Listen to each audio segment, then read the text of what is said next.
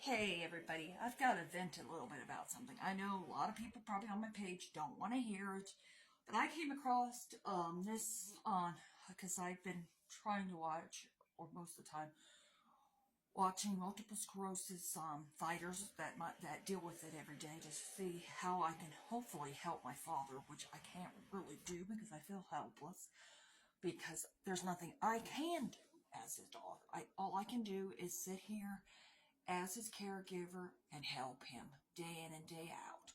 But on one of them, I came across a dang doctor showing an MRI, describing it, and say, "Oh, it's not scary. MS is not scary."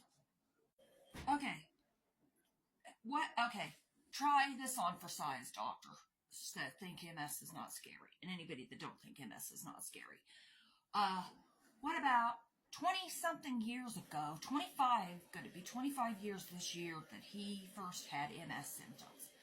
But it was just swept under the rug because they chose not to, just to avoid it.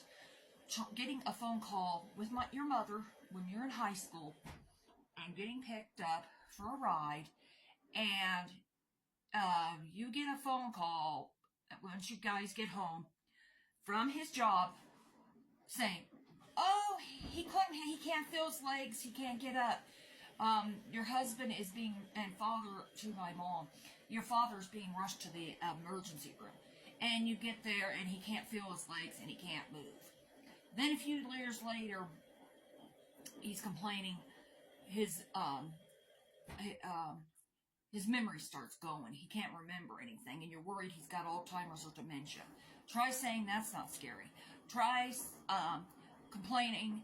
Also, try saying when the person you love that has MS can't talk properly, he either slurs his words, can't talk properly, and you always have to communicate to everybody because they can't understand him because he's having a short circuit, as we call it, because he can't talk properly.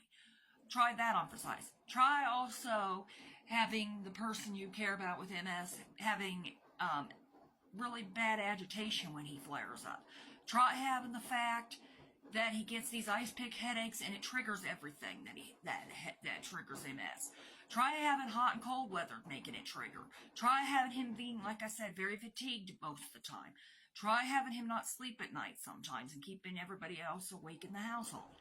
He can't help that. Try, let's see, what else? Try having a fact that his bowels cut off and he can't make it to the bathroom half the time, and he has accident after accident, or he gets constipated after constipated. Is that not scary?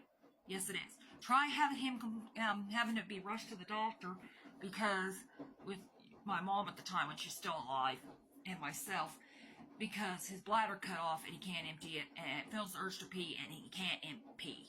Try that on for size. Also try out the fact that he sometimes can't move. His mobility is now shot. He tried having a walker and he still almost fell. Try having, when it goes from that to being in a wheelchair because he can't barely move most of the time. Try having to help him go off the couch or off a bed or anywhere because he can't move on his own. Try having his legs shake uncontrollably on its own because he's got a flare up. Try having multiple infections after infection after infection after infection after infection that he has to keep having treated. Try having the catheter being rejected and having it bleed occasionally, or because a nurse didn't put it in right, or just flares because of an infection. Try that on for size. Try having his catheter hurt so bad they have to keep coming out every so many weeks to have it changed. Try that.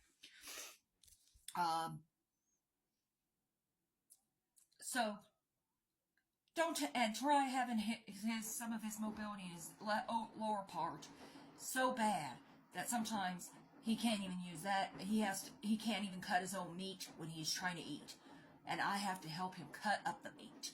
Try that. Try having him on a holiday, having spasms in his throat, esophagus so bad that he has trouble swallowing, and he keeps spitting up the food sometimes and urping it because he can't swallow it properly. So you tell me that not all that is scary.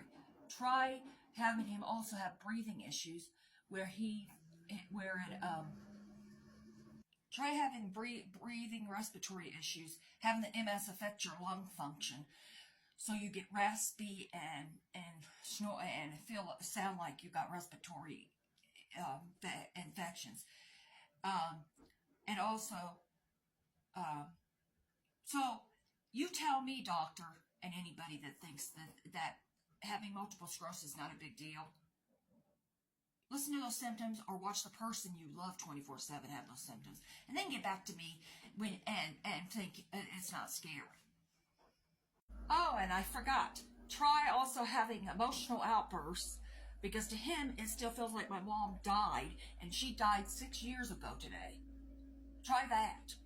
Try having days where he just sits there and is depressed, and it affects your mental state too. And when you already have mental health problems, and the MS triggers that, and try worrying about every day that he might get pneumonia because of the MS. Try worrying about he might have a stroke or might have complications to the MS that could kill him.